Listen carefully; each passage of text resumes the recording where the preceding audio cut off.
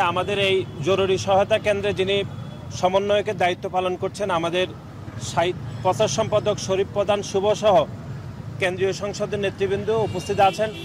ঢাকা বিশ্ববিদ্যালয়ের সংগ্রামী সভাপতি গণেশ চন্দ্র রায় সাহস, সংগ্রামী সিনিয়র যুগ্ম সাধারণ সম্পাদক নাসিরউদ্দিন শাওন এবং যুগ্ম সাধারণ সম্পাদক শুভসহ ঢাকা বিশ্ববিদ্যালয়ের নেতৃবৃন্দ, আপনাদের সকলকে আমরা ধন্যবাদ জানাচ্ছি। বিশেষ করে যারা আমাদের আজকের এই আয়োজনকে যারা সহযোগিতা করার জন্য গণমাধ্যমের আমাদের বন্ধুরা এসেছেন, আপনাদের সকলকে আমরা কৃতজ্ঞতা জানাচ্ছি।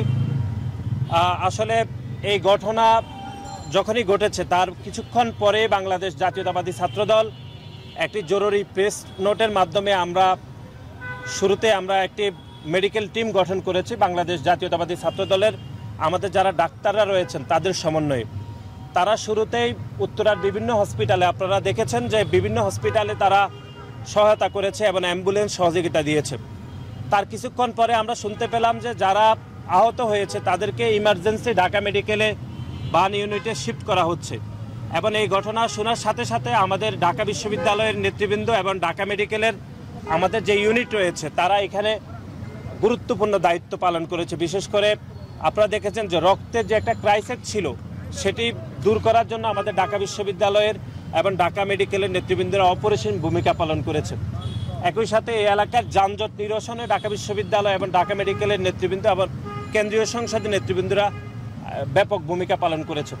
এবং গত 2 দিন ধরে বাংলাদেশ জাতীয়তাবাদী ছাত্রদলের পক্ষ থেকে জরুরি সহায়তা কেন্দ্র এখানে আপনারা দেখেছেন এটি চালু রয়েছে। এবং আজকে সকালে আমি রাজশাহীতে যে আমাদের যে ফ্লাইট লেফটেন্যান্ট তকির যিনি শহীদ হয়েছেন ওনার কবর আমি জিয়ারত করে আমি সকালে এখানে এসেছি।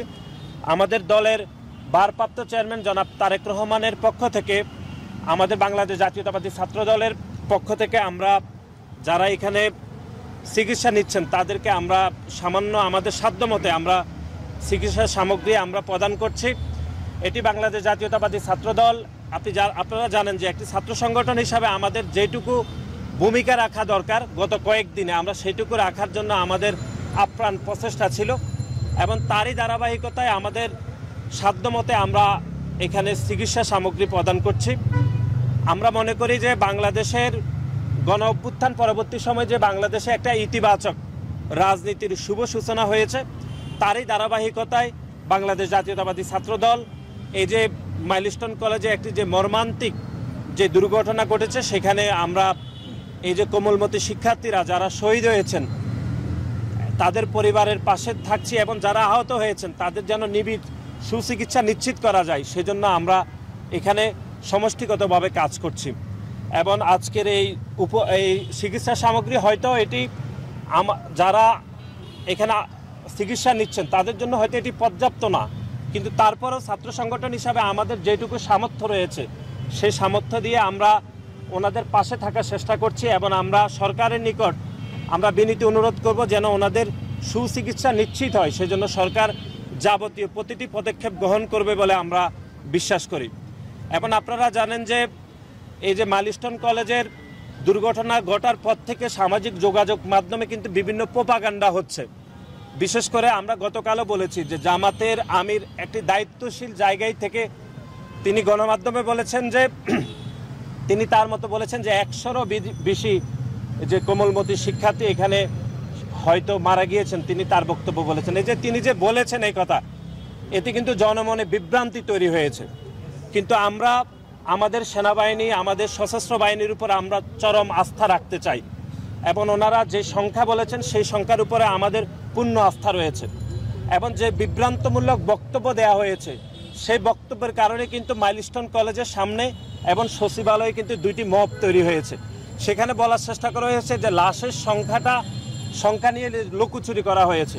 এটি কোনোভাবে কাম্য নয়, কারণ এখানে যতজন শিক্ষার্থী শহীদ হয়েছেন তাদের প্রত্যেকের কিন্তু হিসাব নেওয়া খুবই সহজ।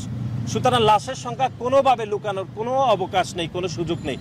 সুতরাং এরকম একটি দায়িত্বশীল পদে থেকে এরকম জনমনে বিভ্রান্ত তৈরি যে হয়েছে সেজন্য জামাতের আমিরের উচিত ছিল যে দুঃখ প্রকাশ করা, সেটি কিন্তু আমরা দেখিনি, বরং তিনি গণমাধ্যমের সামনে তিনি ভুল তথ্য উপস্থাপন করেছেন। আমরা আবারও বলছি আমাদের সেনাবাহিনীর উপর আমাদের পূর্ণ আস্থা রয়েছে এবং আমাদের সশস্ত্র বাহিনী অন্য যে বাহিনীগুলো রয়েছে তাদের উপর আমাদের আস্থা অপরিসীম।